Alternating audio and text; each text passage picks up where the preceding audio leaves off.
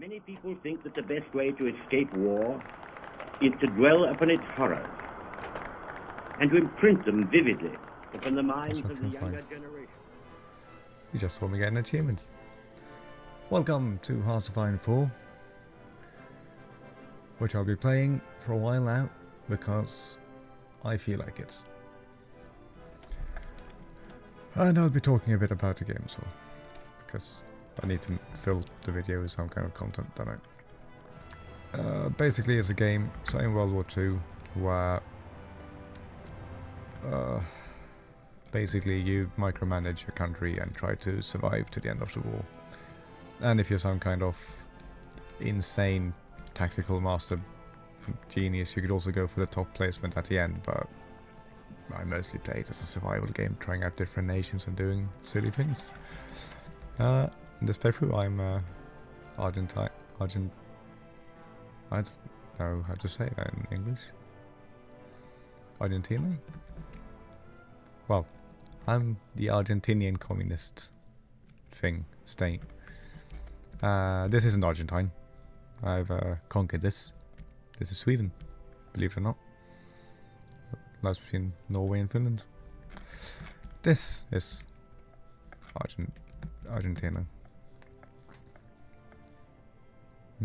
So basically, this is very late in the campaign. It's 1943. I started in 1936 and tried to start a war on Bolivia, Chile, and then Brazil. Not at once, it's separate occasions, but America stopped me each time. So what I did instead was I went and joined the war in Europe, fighting for the Soviets as a fascist nation led by a lovely lady called Fanny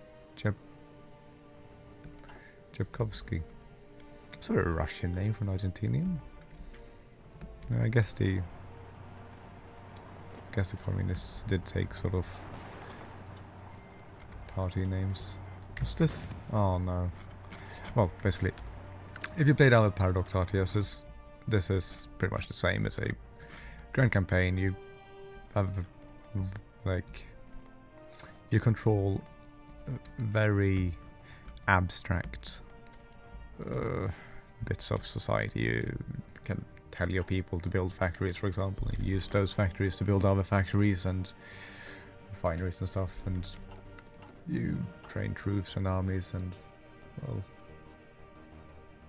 generally just, yeah, like I said earlier, micromanage a country. However, the main difference between this one and the other games is that, one, you do not need to hold land to survive, just like in Crusader Kings 2, but obviously in Crusader Kings 2 you have to also keep a track of your family, which you don't need in this. In this you can, if you have enough national unity, just have armies and occupied land left and still keep fighting. You can lose your homeland, as far as I know anyway. At least I know the enemy's done it against me, so. But basically, you need, instead of fighting over land or keeping your family alive or stuff like that, your national unity decides when you lose, pretty much, because your people will surrender automatically if you don't manage to keep enough victory points to stay above your loss threshold. I'll show you what I mean. We've got Japan here. Japan probably have pretty good national unity. We'll look at them later.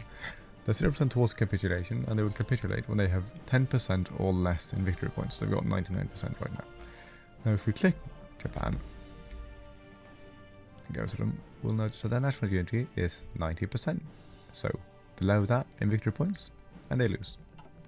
Minus 73% because I had some problems with turning communist and all that. Barely managed to avoid civil war, but it all turned out great in the end. And now there's a ceasefire. There's peace. Probably worst moment to start a video at, but at least I don't need to be interrupted all the time by things happening. Well, I say there's peace. There's still fighting Japan and Iraq, but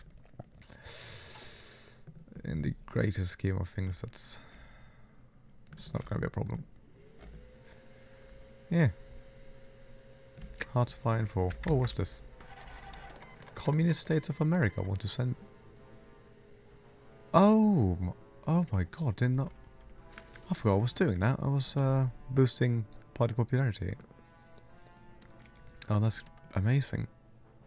Are they in any kind of faction or anything? Well, I guess I know what time it is. I can't... What? Oh. Oh, we could do that. But yeah, no, that's annoying. I was hoping I'd be able to... yeah.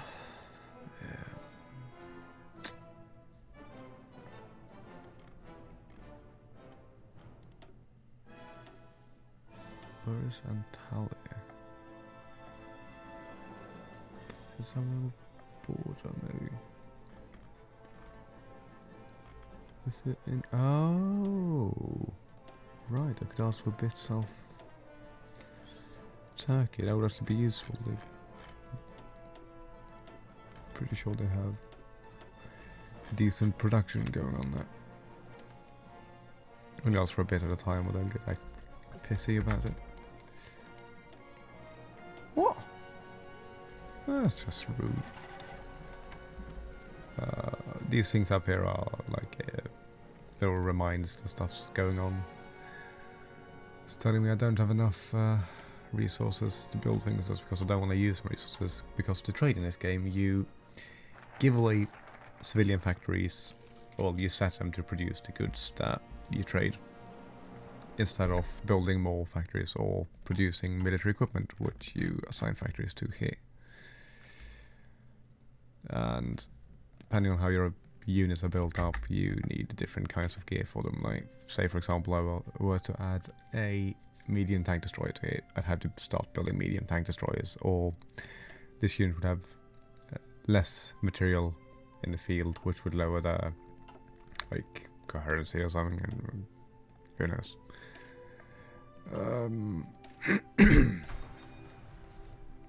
No good things would come out of it anyway. And this is this is pretty much what factions do. This is the minor faction tree, so it's shared by most factions in the game, but any of the major factions that have an actual role in a real war, in real life, have a unique tree where everything's different. You can build your nation differently. Japan, for example, have plenty of options regarding whether they'll invade south or north into the Soviet Union, or if they want to take China by force or make them just a puppet, or stuff like that. And most of those events that come up from that have certain percentage chances of turning out in different ways, so it's a point for the game as well. It's very replayable. Well, let's see if we can't make some stuff happen. Right now I've got my troop armies all spread out across Europe in the little bits of land I managed to take in the peace conference. Yeah. It's great. Oh, shit's going down now. Oh. Yeah, so Afghanistan joined the war. Not sure what they're expecting to get out of it, but they'll have to handle that. The Soviets. Oh, that's good. I'm in the common town. Oh wait, no, that's not good. I was going to leave the common town, wasn't I? God damn it. Wait, those little bomber planes aren't just cosmetics, as anyone playing a Paradox game could have guessed, or who has played Paradox games, I mean, could have guessed. Oh wait, what? Just... Oh, the volunteers are right, good. Basically you've got support players, fighters, bombers, and anti-air guns. And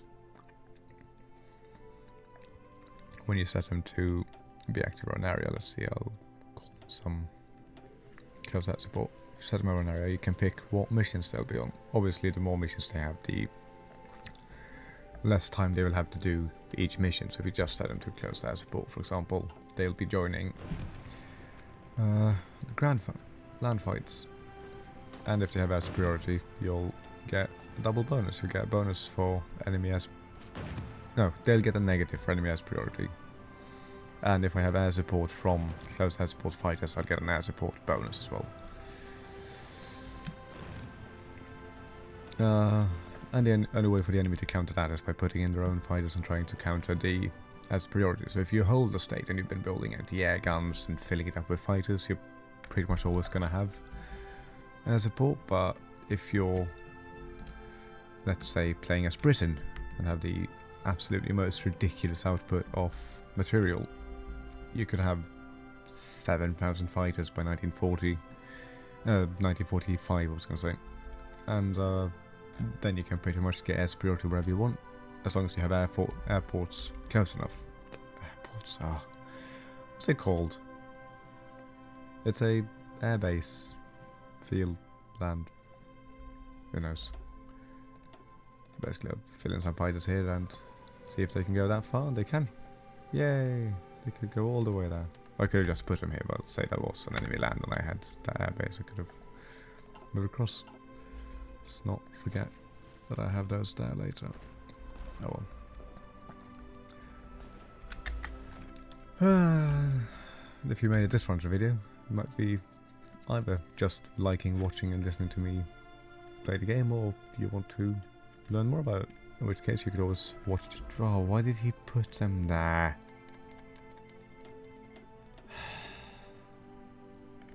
Great. It's 9 years of volunteers and they're just gonna stand in Buenos Aires. Oh well, either way, the tech tree is very extensive, very nicely laid out. You've got the different dates on the side is when they were sort of developed in real life, and developing things early gives a negative to represent the missing breakthroughs and discoveries that you need to move up more easily, discover them more easily. Industry, very simple things you make.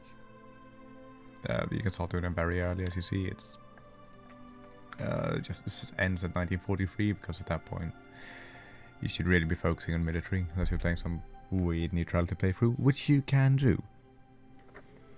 That is a thing that you can definitely do. You can play through this game in an entire campaign as a neutral faction. You can send volunteers, you can help by lend-leasing material, you can choose to just bolster your borders against the different alliances, keep up relations with people and do an entire playthrough like that if you want.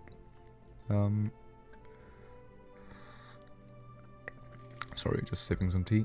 Yeah, we've got loads of different airplanes. Doctrines are basically stat buffs for where you have 3 different trees, a bit like in modern MMOs, well, less modern MMOs now I guess, where each one gives a specific build, more efficiency, but you can't take the other 2. Same for naval doctrines and land doctrines. The land doctrines being the most effective, obviously, since to take land you need land troops. It's how to take land with boats, for example, and of boats there are a lot. And if you start playing the game, this is the most important thing to level up when you can. I haven't, but because this is a tiny campaign where I can't really do much, because I'm Argentina. The Argentine land. Artillery stuff, well, support weapons, I guess. You know, anti-air, anti-tank artillery. You can also, if you don't want to use these, if you want to focus more on mechanized units, for example, you can upgrade your tanks to have different variants, so to say. So you can get anti-air, no, self-propelled anti-air, self-propelled artillery, and self-propelled anti-tank guns, for example. So just the same weapons but based on the chassis of the tank you discovered. And I'm sort of trying to phase out my light tank 2s for medium tank 2s right now, but it's taking a while. What with the massive lack of resources. And nuclear bombs lower national unity, make it easier to conquer a nation. They're not tactical nukes, it's good to mention. They are not all that effective at destroying enemy soldiers. They are good at it, don't get me wrong. You can definitely win fights by nuking the enemy and then attacking them, but you don't, it's not a modern warhead which would wipe out all life in an area. Like it blows up the core of a city and then the areas around are mildly perturbed for a while. can't believe I made America communist.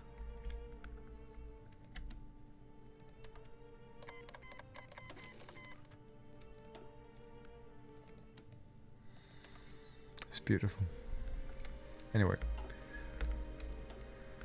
Oh wait, are they sending even more? Fuck. No, what? Did it pull them back and are sending them again? That's just weird. Did they tend to send them home or something? Oh! Victory against the Japanese. Wasn't I sending troops into China a while back? Oh well, let's try again. Oh. Ah, I'm not producing convoys, so I can't send troops up across water. That's a nice thing they've changed from the older era warfare games, grand strategy games. Paradox. The fact that you only need to own convoys in this one to move troops across water, and you need to have intel in the water if it's like near enemy land and stuff.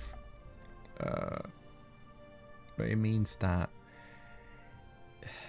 you don't need to like move your fleet up next to your infantry to take them across. Right? So, well, take them to sea. You don't need to waste a fleet moving troops.